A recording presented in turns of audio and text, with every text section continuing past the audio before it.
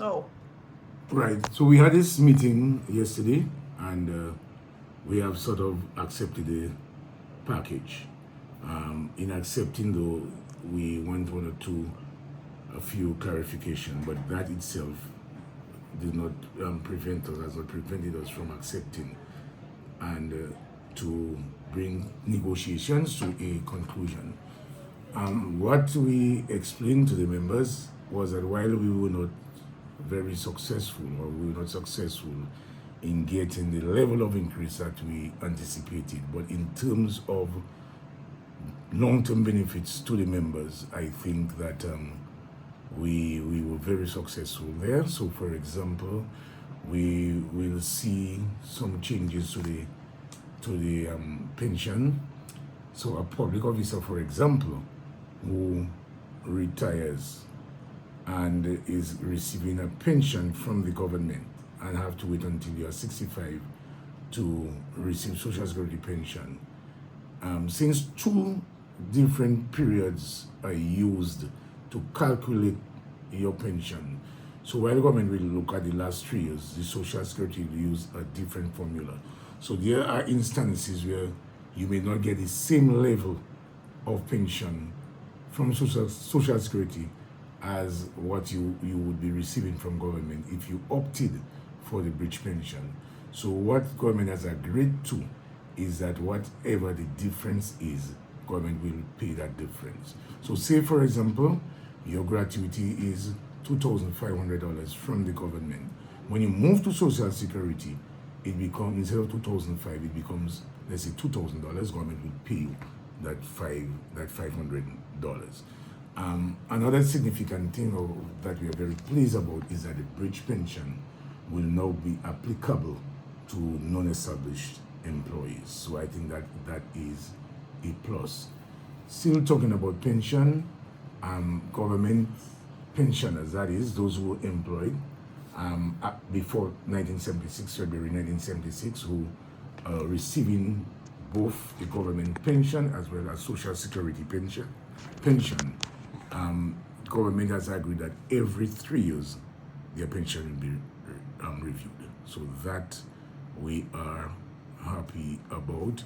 In terms of acting, where you have been acting and you were not appointed, but you are ready to retire from the service, the period that you acted, the salary that you were receiving during that acting period will be used to calculate your gratuity.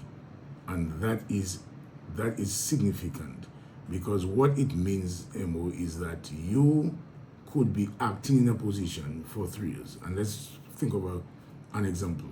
Your salary is $3,000, but because of the acting, you are getting $3,400.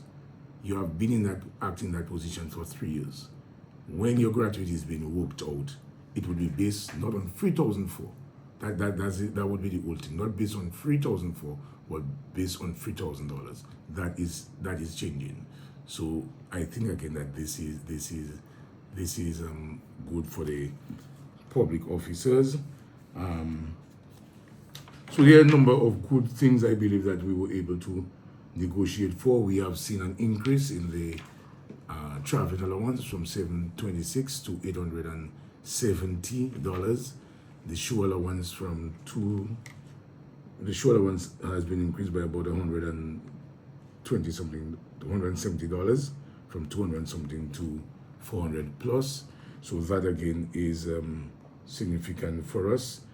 Government has also agreed that for the next triennium, that a contribution will be made to the health insurance premium for public officers. That will be done on a phase basis, because they have indicated to us that it's going to be a very large sum of money. So we'll do it. So what we as a union would have to do is to look at some of the most critical areas, and it's very likely that we may look at the health providers of health services.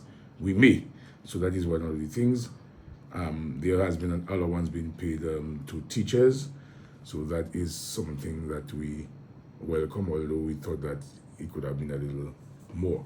In terms of and there are other benefits, housing, that public officers, the facility at the aid bank, we believe that this is not at the aid bank, it is GHLB, where public officers who are in receipt of an annual salary of less, 45,000 and less, will receive loans at 2%.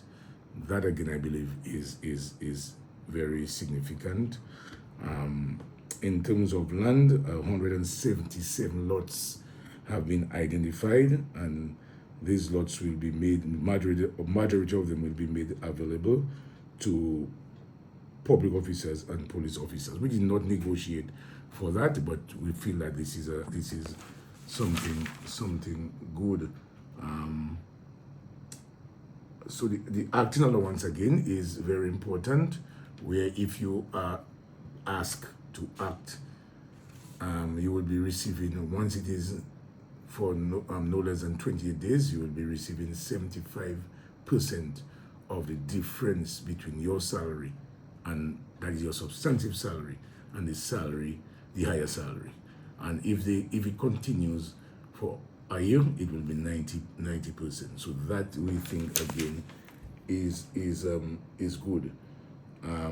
In terms of the salary, we were not able, as I said to you earlier on, we were not able to get government to move, but the salary remains, or the proposal for salary remains 3, 2, and 3. That is for 24-27.